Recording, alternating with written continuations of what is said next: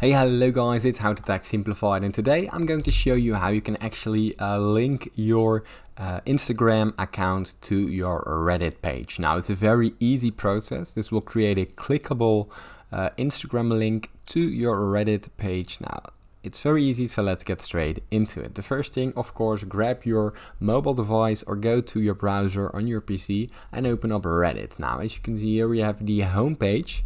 Now, from here we go to the top right corner where your profile appears. Now, what you want to do next, you want to simply open up your profile in the top option right here. And as you can see, there's a little button that says add a social link right below our name.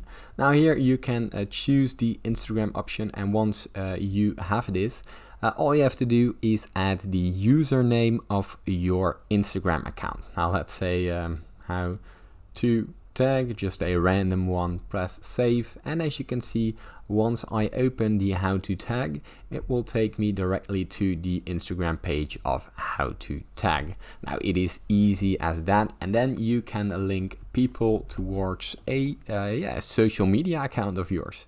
Now, if this tutorial was helpful, please consider subscribing to my YouTube channel. This helps me a lot, and thank you for watching.